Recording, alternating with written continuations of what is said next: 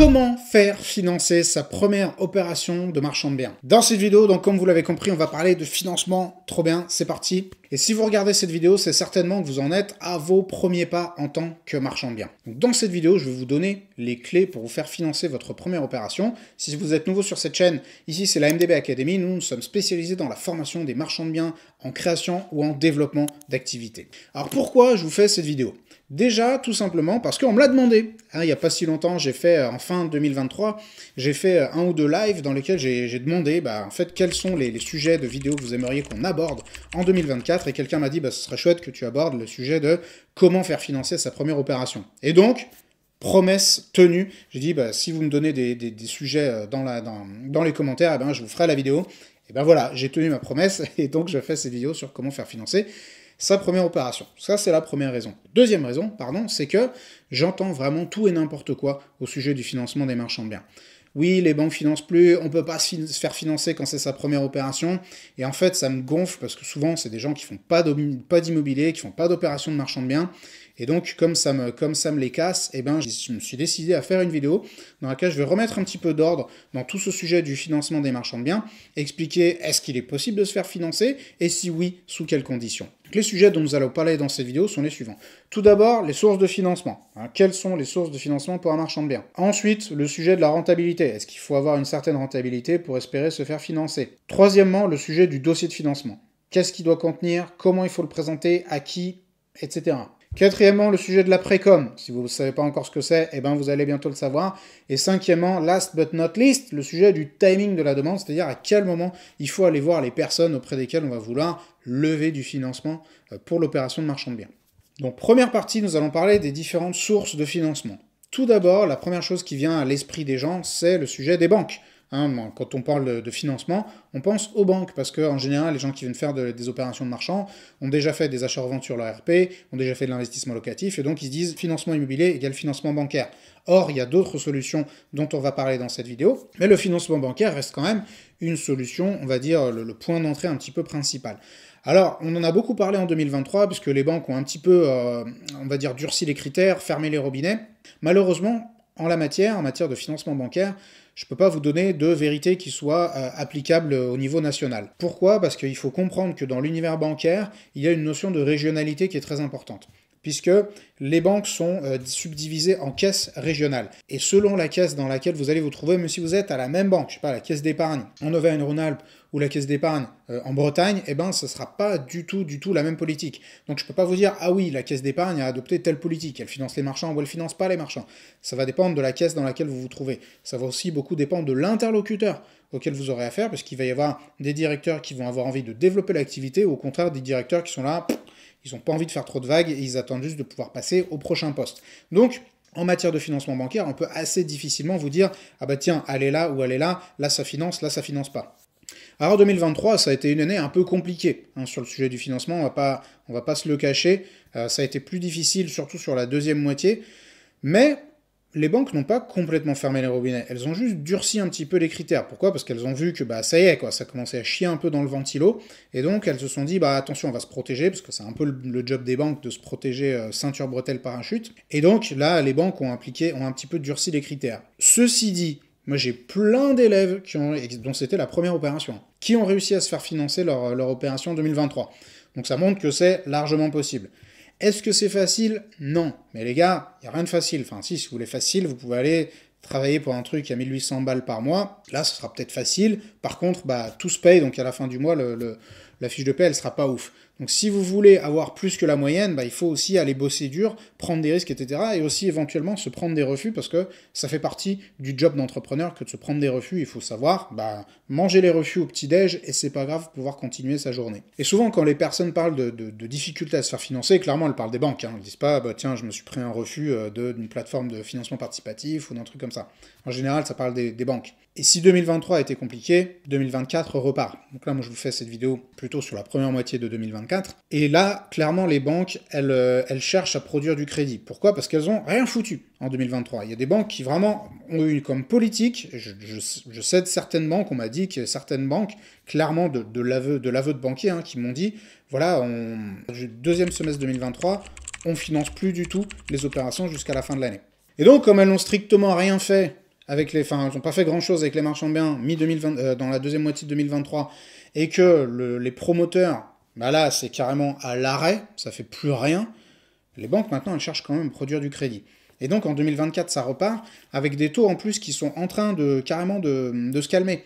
Donc 2024, ça va être une année dans laquelle il sera beaucoup moins difficile, 2024 et les prochaines, je ne sais pas quand est-ce que vous verrez cette vidéo, peut-être en 2025, en 2026, les conditions vont s'assouplir, et en tout cas les conseils que je vous donne dans cette vidéo, je fais en sorte toujours de donner des conseils qui sont un petit peu intemporels. C'est-à-dire que vous regardez cette vidéo en 2024 ou en 2026, les conseils que je vais vous donner, ils seront applicables. Alors on parle beaucoup des banques. Alors les banques, effectivement, c'est le point d'entrée principal, mais ce n'est pas la seule source de financement. L'autre source possible, c'est le financement participatif, le crowdfunding, si vous voulez faire un petit anglicisme.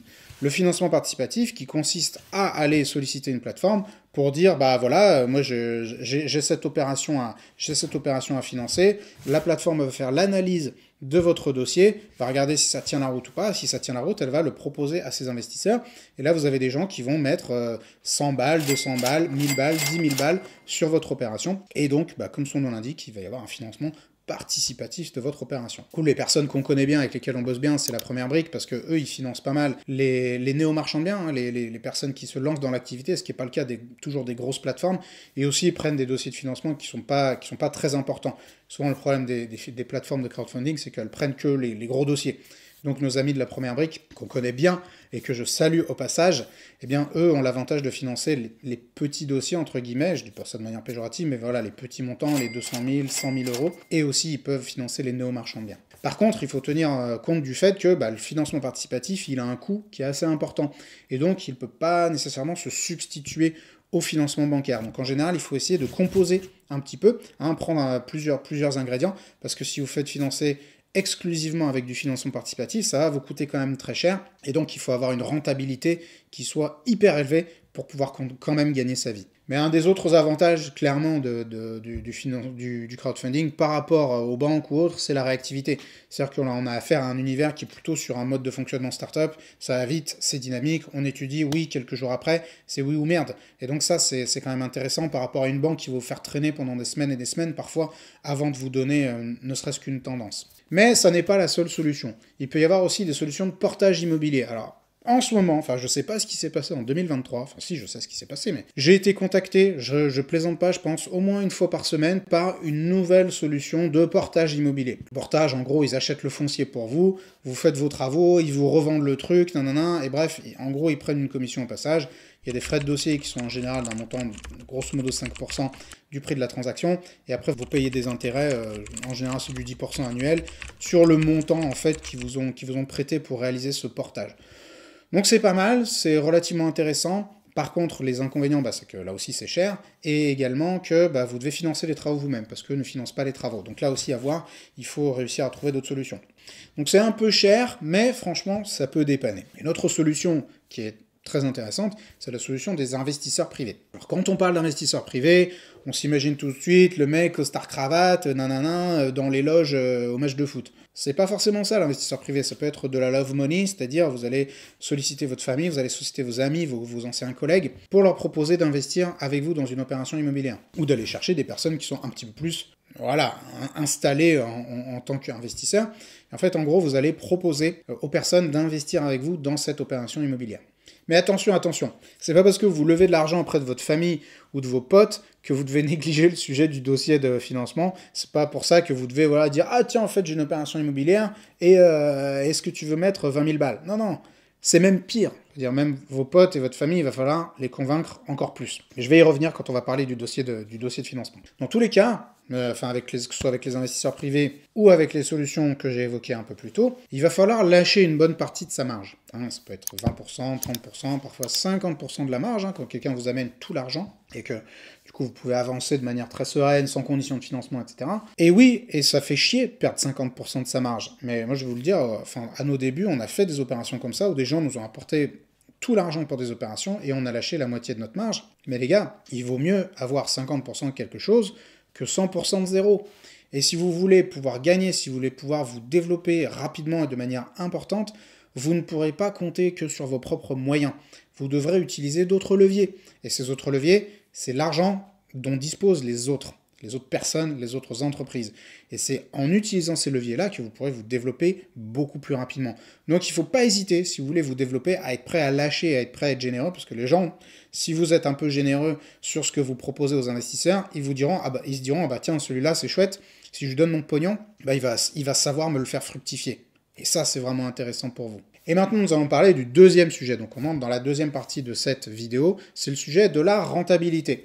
La rentabilité, elle est vraiment au cœur de la faisabilité économique de votre projet.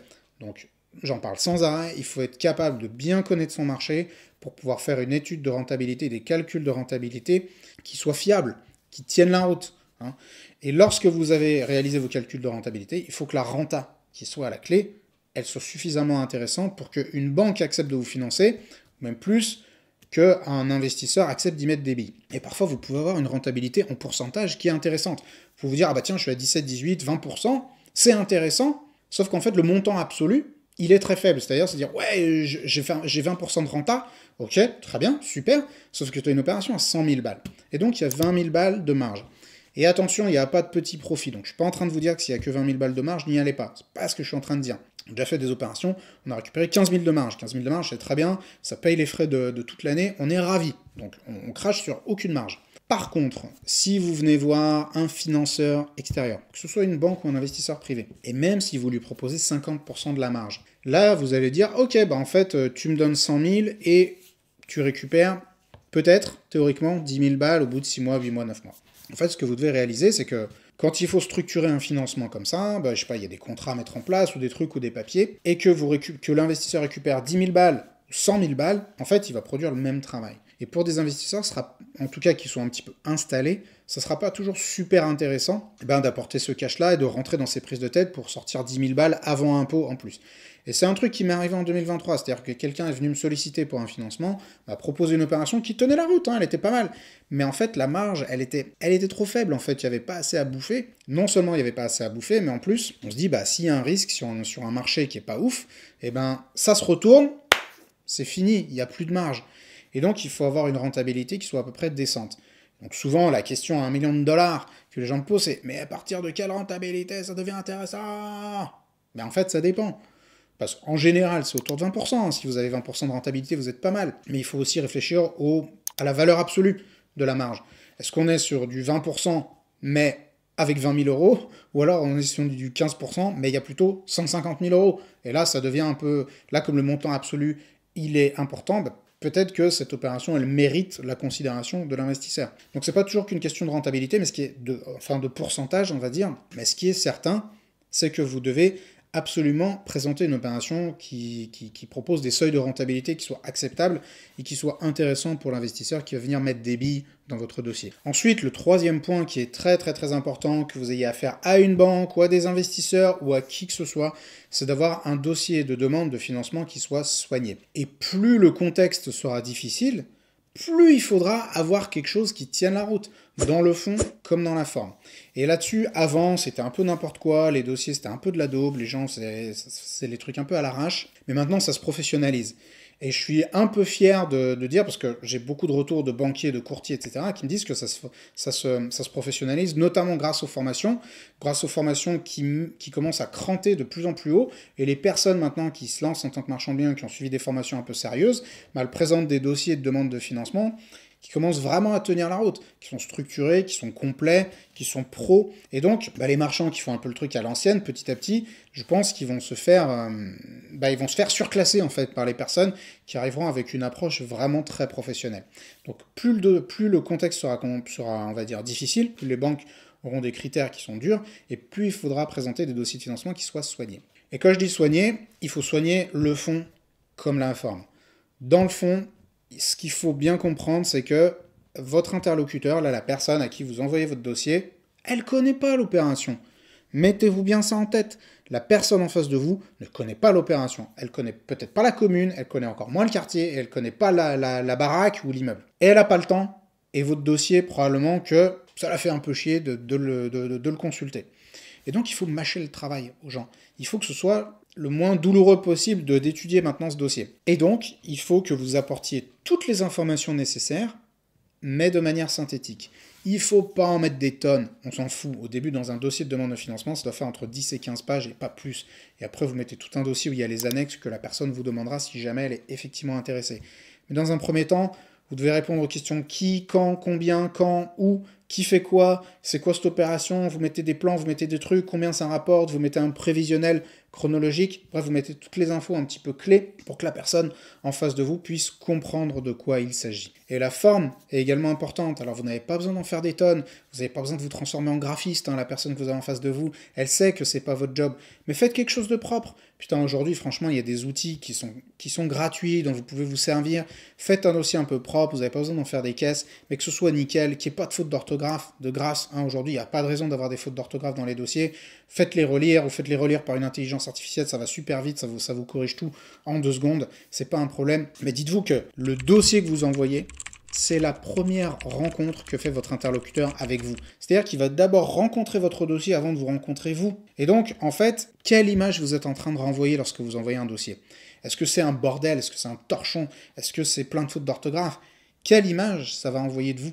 Par contre, si c'est structuré, propre, soigné, ça se dit « Ok, ah, le bonhomme, il a une approche sérieuse, il se fout pas de ma gueule, il fait vraiment les choses comme il faut. » Ok, ça va renvoyer quelque chose de pro, et ça garantit absolument rien, mais ça met déjà votre interlocuteur dans de très bonnes dispositions. Si vous regardez cette vidéo, c'est peut-être que vous cherchez à faire financer votre première opération. À la MDB Academy, nous avons créé une formation qui s'appelle MDB Pro, qui est spécialement designée pour pouvoir aider les personnes qui sont en création de sociétés de marchand de biens. Donc on vous accompagne sur toute la création d'entreprise, trouver votre première opération et la faire financer. On vous donne toutes les clés pour réussir à faire ces 3 choses. Et on vous offrira aussi en bonus, pour toutes les personnes qui s'inscriront à la formation, un dossier de demande de financement type dont vous recevrez en PDF et que vous n'aurez plus qu'à adapter à votre sauce avec toutes les informations sur vos opérations, etc. Donc on vous mettra le lien juste en dessous de la vidéo pour participer à la formation MDB Pro. Le 4e critère qui est très important pour le sujet du financement, si vous voulez avoir toutes les chances de votre côté, c'est d'avoir de la précom sur vos opérations. Alors c'est quoi la précom? C'est la pré-commercialisation. C'est le fait d'avoir réussi à commercialiser des biens, d'avoir signé des promesses de vente avant d'être devenu propriétaire. Est-ce que c'est légal? Oui, c'est légal. Est-ce que c'est faisable? Oui, c'est faisable. Est-ce que c'est faisable dans toutes les opérations? Non, c'est pas faisable dans toutes les opérations. Enfin, en tout cas, commercialement, ça peut être un petit peu compliqué, mais c'est tout à fait légal, c'est tout à fait possible.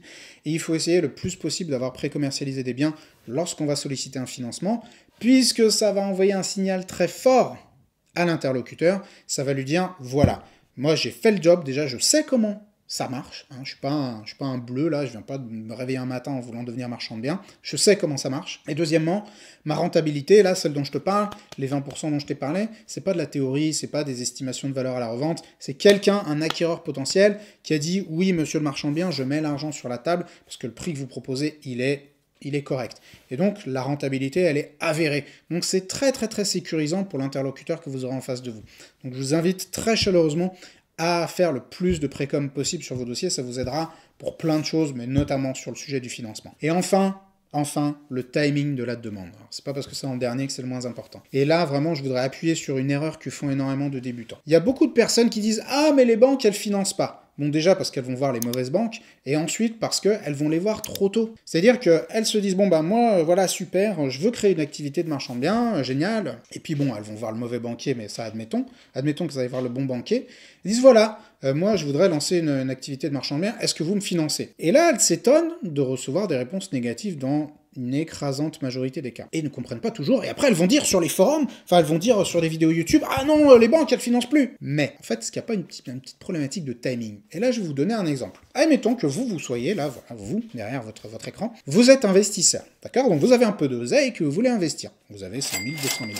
Moi je viens vous voir, et je vous dis donc voilà, voilà monsieur l'investisseur ou madame l'investisseuse, voilà, moi je souhaite entreprendre, et j'ai besoin de 100 000 euros pour pouvoir investir dans l'entreprise que je suis en train de créer. J'ai un super projet. Donc vous me dites peut-être, bah oui, ça m'intéresse justement, j'ai 100 000 euros à investir, qu'est-ce que vous proposez? Enfin, qu'est-ce que vous avez comme investissement potentiel? Et là je vous dis, ah bah je l'ai pas encore. Mais quand je l'aurai, je viendrai vous revoir. Mais en fait, les gars, c'est pas comme ça que ça marche.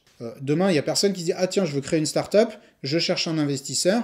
Il trouve un investisseur et il disait, on n'a pas encore l'entreprise, par contre, quand on l'aura, on reviendra vous voir. vous allez vraiment passer pour des chèvres si vous faites ça. Donc là, j'imagine que c'est un peu clair pour vous. Mais si c'est clair pour vous dans ces circonstances, pourquoi pour certaines personnes ça l'est pas dans le sujet du marchand de biens? Et là, en fait, il y a beaucoup de personnes qui se rendent pas compte, qui ont vraiment un mindset d'acheteur de résidence principale ou un mindset d'investisseur locatif, où ils disent, moi, en fait, je veux pas avancer, je veux pas prendre de risques tant que je suis pas sûr de pouvoir me faire financer. C'est pas comme ça que ça marche. C'est l'entrepreneuriat. Dans l'entrepreneuriat, vous prenez un risque. Il n'y a rien à faire. En fait, vous ne pouvez pas faire autrement. Vous devez avancer, prendre des risques, trouver une opération, investir de l'argent, avancer, travailler, sans être sûr. On n'est jamais sûr de rien. Alors, la seule chose dont on est sûr, c'est qu'on va tous mourir un jour. Le plus tard possible, je l'espère. Mais en tout cas, on ne peut jamais être sûr qu'on va se faire financer. Mais c'est ça, être entrepreneur, les gars. Il faut avancer, prendre des risques, mettre en place l'opération, et là, après, aller voir les financeurs, leur dire, les gars, j'ai bossé. Regardez ce que j'ai fait. Ça fait 4 mois que je suis dessus. Et voilà ce que je propose. Tu me donnes 100 000 et dans 6 mois, tu récupères 120 000. Voilà, ça se passe comme ça, comme ça, comme ça, comme ça, comme ça. Et là, vous, en tant qu'investisseur, vous avez carrément toutes les informations nécessaires pour pouvoir prendre une décision éclairée. Et il faut qu'il en soit de même pour le financeur que vous aurez en face de vous. Et là, je vais vous donner une petite citation de Nicolas Sarkozy, que j'aime beaucoup. Alors, on aime, quand je dis j'aime beaucoup, c'est la citation, hein, qu'on aime le bonhomme, qu'on n'aime pas, je m'en fiche. Je trouvais la citation très bien, notamment dans le contexte du financement de marchand de biens. Et il a dit, une fois, je sais plus, c'était d'une conférence, et il a dit, c'est le projet qui fait l'argent, et pas l'argent qui fait le projet. Tout simplement, c'est pour vous rappeler cette chronologie, c'est d'abord le projet, et une fois que vous avez le projet, l'argent viendra. C'est pas, d'abord je cherche l'argent et puis après peut-être que j'aurai un projet. C'est pas comme ça que ça fonctionne. Si vous respectez ce timing, là vous aurez toutes les chances de vous faire financer. En conclusion de cette vidéo, les personnes que j'entends souvent se plaindre du fait que les financements de marchands de biens c'est difficile, voire impossible, ce sont soit des personnes qui n'en font pas, soit des personnes qui s'y prennent très très mal. Dans les deux cas, je peux vous garantir que le fait que vous n'y connaissiez rien ou que vous ne vous y soyez pas pris comme il faut, ne donne pas le droit, en fait, de venir dire à tout le monde « Ah non, le financement des marchands de biens, ça n'existe plus, c'est pas possible », puisque, je vous dis, moi j'ai des dizaines d'exemples de personnes qui sont nées aux marchands de biens et qui ont réussi à se faire financer, même en 2023. Est-ce que c'est facile? Non, c'est pas facile, il n'y a rien de facile. Par contre, oui, c'est faisable. Mais ce qui est certain, c'est que si vous respectez les critères que je vous ai donnés dans cette vidéo, vous avez toutes les chances de vous faire financer. Vraiment, là, vous rassemblez tous les critères pour vous faire financer au mieux si vous respectez tous les conseils que je viens de vous donner. Et votre job, il faut bien que vous réalisez, c'est de trouver une opération. Ok, c'est pas de devenir un as de la fiscalité, c'est pas de devenir un as de je ne sais quelle compétence théorique. Votre job, à vous, de marchand de biens, c'est de trouver une opération dans laquelle vous allez créer de la valeur. Créer de la valeur égale récupérer de la rentabilité. Et si vous créez de la rentabilité, vous allez créer une opportunité pour l'argent de se multiplier. Et c'est vraiment une des lois fondamentales de l'argent, c'est que l'argent va toujours chercher les moyens de se multiplier, si possible, le plus facilement possible. Donc des personnes qui ont déjà du capital vont toujours chercher des opportunités pour pouvoir le faire fructifier en travaillant le moins possible. Et si vous, en tant qu'opérateur, vous leur apportez cette opportunité, alors vous réussirez à vous faire financer vos opérations de marchand de biens, même si vous êtes débutant. J'espère que cette vidéo vous a plu. Si c'est le cas, payez votre like et je vous dis à la prochaine.